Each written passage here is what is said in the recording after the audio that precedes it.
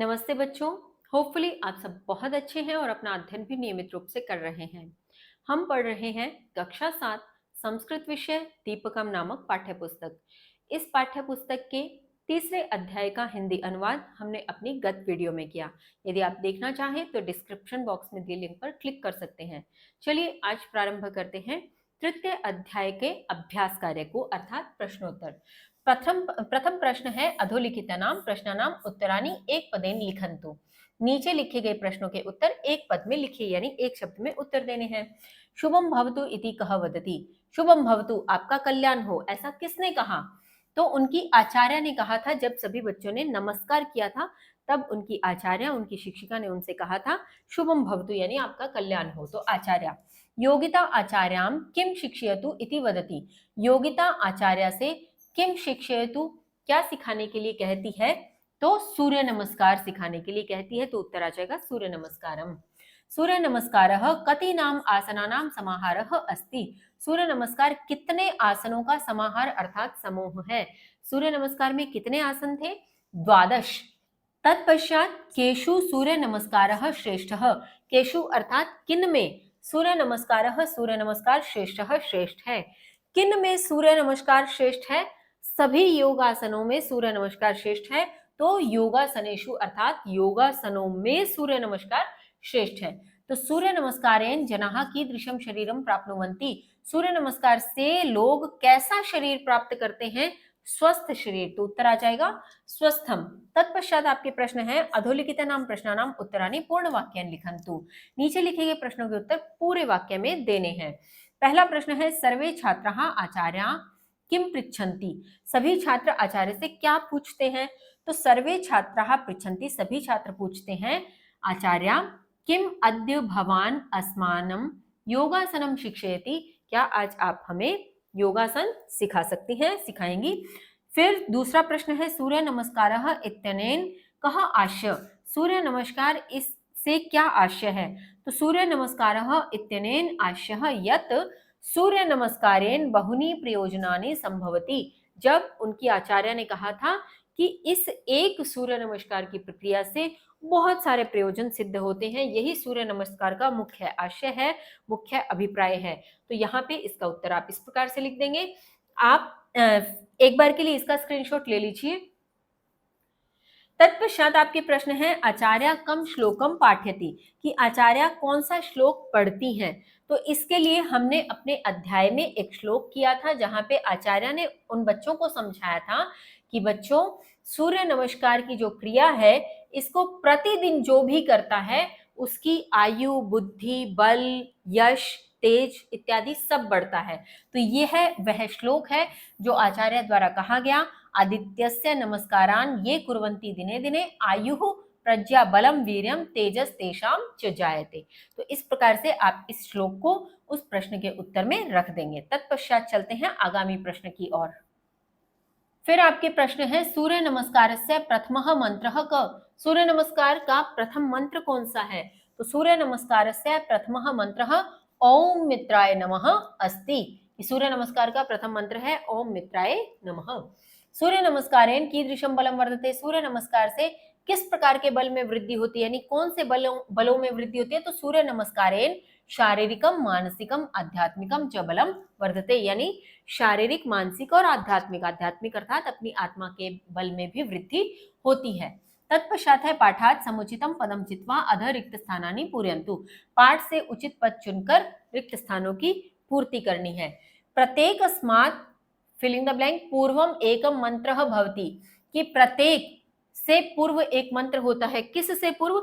सूर्य नमस्कारात, सूर्य नमस्कार से पूर्व। वयम प्रतिदिनम करवाम, हमें क्या करना चाहिए प्रतिदिन? सूर्य नमस्कार। स्वस्थम शरीरम स्वस्थम मनः च प्राप्नुवाम। एकेन श्लोकेन, एक श्लोक में सूर्य नमस्कार के बहुत सारे प्रयोजन कहती हूँ, यानी एक ही श्लोक में बहुत सारे प्रयोजन सूर्य नमस्कार के उन आचार्य ने कहे। आदित्यस्य, आदित्य यानी भगवान सूर्य को नमस्कार जो प्रतिदिन करते हैं, तो यहाँ क्या आ जाएगा? नमस्कारान। तो इस प्रकार से आप इसका स्क्रीनशॉट भी ले सकते हैं और अपने पुस्तक में लिखते हुए इन्हें याद करने का प्रयत्न कीजिए। चलिए आगे देखते हैं आपकी क्या दिया हुआ है। आगे आपके यहाँ पर चतुर्थी विभक्ति से संबंधित कुछ शब्द रूप दिए गए हैं, जिसमें अधोलिखितना शब्द रूपानी पठन्तु अवगच्छन्तु च, नीचे लिखे गए शब्द रूपों को पढ़िए और इनका अनुसरण कीजिए। आप यहाँ पे देखेंगे तो चतुर्थी विभक्ति के शब्द रूप हैं। आपको ध्यान होगा गत अध्याय में हमने तृतीय विभक्ति के शब्द रूपों को देखा था। यहाँ पे आपके चतुर्थी विभक्ति के दिए हैं, जिसमें अकारांत पुल्लिंग, आकारांत स्त्रीलिंग, इकारांत स्त्रीलिंग, अकारांत नपुंसकलिंग। तो इन्हें आप पढ़िए, समझिए। ये मैं बहुत बार बता चुकी हूँ, अकारांत क्या है, आकारांत क्या है, इकारांत क्या है। तो इस प्रकार से आप इसको पढ़ते हुए समझने का प्रयत्न कीजिए। अब ये क्यों पढ़ाए गए हैं? क्योंकि आपके आगामी प्रश्न इन्हीं पर आधारित हैं। तो यदि आपने शब्द रूप अच्छे से पढ़े हैं, समझे हैं, तो आप इनका उत्तर भी आसानी से दे सकते हैं। चलिए आगामी प्रश्न देखते हैं क्या है। आगामी प्रश्न आपके है, अत्र इदम अवधेयम नमः शब्दस्य योगे चतुर्थी विभक्ति भवति। इन्होंने कहा कि यहाँ पर ध्यान देने योग्य बात है, अवधेयम अर्थात ध्यान देने योग्य बात है क्या? नमः, नमः शब्द जहां पे हमने अर्थ लिया था नमस्कार करना, तो नमः शब्दस्य योगे, नमः शब्द के योग में, यानी इसका योग होने पर चतुर्थी विभक्ति ही भवति, चतुर्थी विभक्ति होती है। जैसे ये था मैंने, जैसे भास्कराय नमः, भास्कर को नमस्कार है, भास्कर के लिए नमस्कार है। तो यहाँ पे भास्कर शब्द में विभक्ति कौन सी लगी है?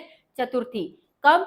जब नमः का इसके साथ योग हुआ, यानी किसी शब्द के साथ अगर नमः का योग करना है, किसी को नमस्कार किया जा रहा है, तो उस योग किए जाने वाले शब्द में चतुर्थी विभक्ति का प्रयोग होगा। तो पाठे विद्यमानानाम नमः युक्त शब्दानाम संग्रहम कृत्वा लिखन्तु। पाठ में विद्यमान नमः से युक्त शब्दों का संग्रह करके लिखिए कि पाठ में ऐसे कौन कौन से शब्द आए जिनके साथ नमः का योग था, उनको चुनना है, लिखना है, उनका संग्रह करना है। तो आपको ध्यान होगा हमने जो 12 आसनों से पूर्व बोले जाने वाले मंत्रों की जब बात की थी, प्रत्येक मंत्र में नमः शब्द का प्रयोग था। इसका तात्पर्य यही हुआ कि प्रत्येक मंत्र में जब नमः शब्द का प्रयोग हुआ, तो उस शब्द, उसके साथ योग होने वाले शब्द में चतुर्थी विभक्ति का ही प्रयोग हुआ है। अगर आप देखें तो आपको पता भी लगेगा, मित्राय नमः, रवये नमः, सूर्याय नमः, भानवे नमः, खगाय नमः, पूषणे हिरण्य गर्भाय, मरीचये आदित्याय, सवित्रे अर्काय, भास्कराय। ये सब क्या है? चतुर्थी विभक्ति में इस समय रूपांतरित किए गए हैं। क्यों? क्योंकि इनके साथ नमः शब्द का प्रयोग किया गया है। आप चाहें तो यहाँ से इसी पेज का स्क्रीनशॉट लेकर के अपनी पुस्तक में लिख लीजिए, अन्यथा आप पाठ से भी इन मंत्रों को उठाते हुए और अपने इस उत्तर को पूर्ण कर सकते हैं। उदाहरणानुसारम कोष्ठकात् पदानि स्वीकृत्य वाक्यानि रचयन्तु। उदाहरण के अनुसार कोष्ठक से पदों को स्वीकृत करते हुए, स्वीकार करते हुए वाक्यों की रचना कीजिए। अब ये आपकी दे रखा है कोष्ठक और हमें उदाहरण क्या दिया है? अग्नये नमः। अब हुआ क्या है? पहला शब्द यदि आप देखेंगे तो अग्नि लिखा हुआ है, यहाँ से अग्नि शब्द लिया और नमः का योग किया। अब हमने ऊपर पढ़ा कि नमः के योग में आने वाले शब्द में चतुर्थी विभक्ति लगेगी, तो यहाँ अग्नि शब्द में चतुर्थी विभक्ति लगकर क्या बना? अग्नये। तो अग्नये नमः इस प्रकार से हमें बनाने हैं। हमें क्या करना है? यहाँ से एक एक शब्द उठाते चलना है और उस शब्द में चतुर्थी विभक्ति लगाते हुए साथ में नमः शब्द का प्रयोग करते चलना है। इस प्रकार से हमें बनाना है। जब आप आचार्य उठाएंगे तो क्या बन जाएगा? आचार्याय नमः। अब चूंकि ये क्या है? आकारांत है। अब आप जहां चतुर्थी विभक्ति अभी हमें सिखाई थी पाठ के इसी अभ्यास क्रम में, वहां पे भी आप देखेंगे तो आचार्य का रूप दिया हुआ है चतुर्थी विभक्ति का, तो आपको समझ में आ जाएगा ये ऐसे क्यों हुआ। आपको आकारांत स्त्रीलिंग का स्वरूप यहाँ देखना है क्योंकि अंत में क्या है? आ है। तो आचार्याय नमः। फिर त्रिवर्ण ध्वजः, ये अ अंत वाला हो गया तो त्रिवर्ण ध्वजाय नमः। इस प्रकार से यहाँ से प्रत्येक एक शब्द उठाते चलना है और प्रत्येक शब्द उठाते हुए उसमें चतुर्थी विभक्ति लगाते हुए हमें नमः का प्रयोग करते हुए इस प्रकार से बनाना है। जनकाय नमः, वृक्षाय नमः, देव्यै नमः, भगिन्यै नमः, माता मह्ये नमः, जनन्ये नमः, पृथ्वीये नमः, नद्ये नमः। और इस प्रकार से आप इसका स्क्रीनशॉट लेकर के इसको अपनी पुस्तक में उतारें, लिखें, समझें और याद करने का प्रयत्न करें। चलिए आगे का प्रश्न देखते हैं। आगे आपके प्रश्न दिया है, अत्र इदम अवधेयम। फिर से एक ऐसा महत्वपूर्ण बिंदु दिया गया है जिस पर ध्यान देने वाली बात है। ध्यान क्या देना है, दानार्थे, दानार्थे अर्थात दान के लिए, दानार्थे दान के लिए, दान जो दिया जाता है, दान देना, ठीक है। दा धातो, दा धातो, दा का अर्थ होता है देना, दा का क्या अर्थ होता है, देना। दा धातो तथा च यच्छ धातो, यच्छ का अर्थ भी क्या होता है, देना, यच्छ का अर्थ भी देना। योगे, दा धातो तथा यच्छ धातो योगे चतुर्थी विभक्ति प्रयोगः भवति, इनमें भी चतुर्थी विभक्ति का प्रयोग होता है। पहले तो इस वाक्य को समझे। हमने पहले भी कहा था धातु रूप कहाँ लगते हैं, धातु कहते ही किसको हैं, क्रिया रूपी जो शब्द आते हैं उन्हें धातु कहते हैं। क्रिया किसे कहते हैं, जिसमें कार्य का करना या होना पाया जाता है उसे क्रिया कहते हैं।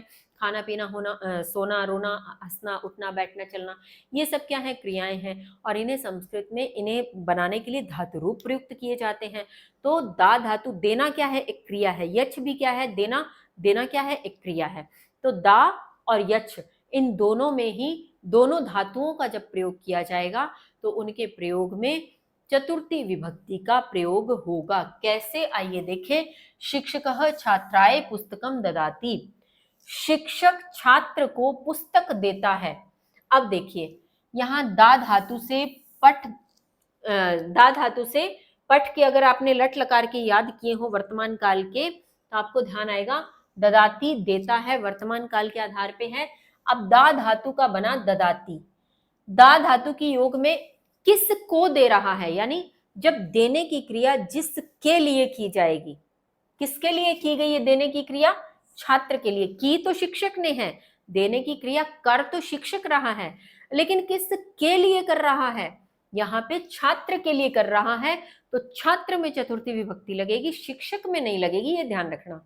यानी उस क्रिया को जो कर रहा है उसमें नहीं लगेगी, वो क्रिया जिसके लिए की जा रही है उसमें चतुर्थी विभक्ति लगेगी।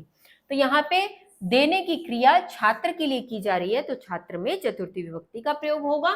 तो फिर बन जाएगा शिक्षकः छात्राय पुस्तकम ददाति, तत्पश्चात शिक्षकः छात्राय पुस्तकम यच्छति। यहाँ पे भी अर्थ एक ही है दोनों वाक्यों का, कि छात्र शिक्षक को पुस्तक देता है, ठीक है, दोनों का अर्थ सेम है, लेकिन दोनों में चतुर्थी विभक्ति का प्रयोग हुआ, यहाँ दा के प्रयोग योग में और यहाँ यच्छ के योग में। अब हमें भी क्या करना है, इसी प्रकार से ये हमें दे रहे हैं और हमें भी यही काम करना है। कोष्टके विद्यमानानां शब्दानां चतुर्थी विभक्ति रूपाणि प्रयुज्य वाक्यानि पुनः लिखन्तु, कोष्टक में विद्यमान शब्दों में चतुर्थी विभक्ति रूप को प्रयोग करते हुए वाक्यों को पुनः लिखिए। सैनिकः, देश कोष्टक में दे दिया, जीवनम प्रयच्छति, ठीक है। तो अब देश में क्या करना है, हमें चतुर्थी विभक्ति लगानी है। अब यहाँ पे हमें सब सेंटेंसेस में यही काम करना है। माता याचकाय वस्त्रम ददाति, पौत्रः पितामह्येः औषधं ददाति, अहं भगिन्ये उपायनं ददाति, पिता सेविकायै वेतनं ददाति, त्वं मित्राय पुष्पं ददासि, देवः भक्ताय आशीर्वादं ददाति, आरक्षकः चोराय दंडम ददाति। इस प्रकार से आप इन सभी वाक्यों को बना लेंगे। आप इसका स्क्रीनशॉट ले लीजिए, अपनी पुस्तक में उतारिए, इसे समझने का प्रयत्न कीजिए और इसे याद करें अपने आधार पर। आगे के प्रश्न पर चलते हैं। आगे आपके प्रश्न दिया है, उदाहरणानुसारम माता कस्मै कस्य धनम ददाति इति कोष्टके विद्यमानानि पदानि उपयुज्य लिखन्तु। उदाहरण के अनुसार माता किस से धन देती है, किसको धन देती है, इससे कोष्ठक में विद्यमान पदों का उपयोग करते हुए लिखिए। हुआ क्या है, यहाँ पे एक तरफ माता शब्द रखना है प्रत्येक सेंटेंस में और एक तरफ ददाती की क्रिया रखनी है अंत में, ठीक। बीच में यहाँ पे और हमें दिए गए हैं पुत्री, पुत्र, पाचिका, पाचिका यानी जो खाना बनाने वाली होती है, जो खाना बनाने का कार्य करती हैं महिलाएं, उन्हें पाचिका कहा जाता है। आपने दुकानदार, याचक जो मांगने वाला मांगता है, पितामही अर्थात दादी, ठीक है। तो ये आ गए सारे शब्द, वो लोग जिनको माता उदाहरण अनुसार धन दे रही है माता, इन सभी को ये ध्यान रखिएगा, माता इन सबको धन दे रही है, देने की क्रिया करी है। हमें सेंटेंस बनाना कैसे, जैसे अब इन्होंने जैसे हमें पहला पुत्री का बनाकर दिया है, कैसे, माता पुत्री में चतुर्थी विभक्ति लगाएंगे। अब फिर से क्यों लगाएंगे चतुर्थी विभक्ति? दा धातु का योग हो रहा है। किसको दे रही है? पुत्री को दे रही है, तो पुत्री में चतुर्थी विभक्ति लगाएंगे, पुत्रये धनम ददाति। ठीक है, इसी प्रकार से हमें बनाना है।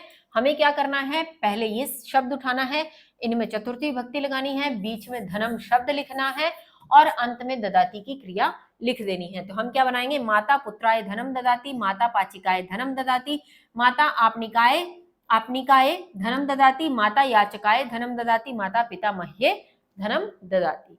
इस प्रकार से आप यहाँ से इसका स्क्रीनशॉट लेते हुए इसे अपनी पुस्तक में उतारिए, समझिए, याद करने का प्रयत्न कीजिए। हम चलते हैं अपने आगामी प्रश्न की ओर। उदाहरणानुसारम रिक्त स्थानानि पूरयन्तु। उदाहरण के अनुसार रिक्त स्थान की पूर्ति करिए। यहाँ पे कुछ रिक्त स्थान दिए गए हैं और यह निश्चित है क्योंकि हमें चतुर्थी विभक्ति सिखाई जा रही है, तो निश्चित रूप से सभी जो है पंक्तियां वो चतुर्थी विभक्ति से ही रिलेटेड है। गणेश गणेशाय गणेशाभ्याम गणेशेभ्यः, भक्त की भक्ताय भक्ताभ्याम भक्तेभ्यः, सेविका की हो जाएगी सेविकाय सेविकाभ्याम सेविकाभ्यः। अब आभ्यः क्यों हुआ यहाँ? क्योंकि ये क्या है? आकारांत वाली है, बस ये ध्यान करते चलिएगा। आप कहीं कंफ्यूज मत होइएगा कि यहाँ भक्तेभ्य था तो यहाँ भी सेविकेभ्य कर दे, तो वो गलत हो जाएगा। क्यों? क्योंकि यहाँ पर भक्त है, ये सेविका है, ये अकारांत है, ये आकारांत है। ठीक है ना? तो आकारांत में सेविकाय सेविकाभ्याम सेविकाभ्यः, अनुजा का अनुजाय अनुजाभ्याम अनुजाभ्यः, गृहिणी का गृहिण्ये गृहिणीभ्याम गृहिणीभिः। अब यहाँ पे इकारांत है इसलिए ये और चेंज हो गया। ठीक है, कुमारी में गृहिणी की तरह बन गया कुमारे। अब मैंने आपको इसके लिए कहा था, अगर आपने नदी के शब्द रूप याद किए, नदी के याद करना आसान है, वो भी इकारांत वाले हैं, ई से अंत होने वाले। तो अगर नदी के याद किए होंगे तो नदी की जब चतुर्थी विभक्ति आप याद आपको आएगी तो आपको आएगी नद्ये नदीभ्याम नदीभ्य है, इस प्रकार से। ठीक है, तो उसी आधार पे ये दोनों बन जाते हैं। फिर वन में फिर से अकारांत वाले आ गए तो वनाय वनाभ्याम वनेभ्यः, मित्राय मित्राभ्याम मित्रेभ्यः। इस प्रकार से यह बनेंगे। आप इनको अपनी पुस्तक में उतारिए। इसी के साथ आपके इस पाठ के अभ्यास कार्य समाप्त होते हैं। मिलते हैं अगली वीडियो में नए अध्याय के साथ। तब तक के लिए स्वस्थ रहिए, मस्त रहिए, पढ़ते रहिए। जय हिंद, जय भारत।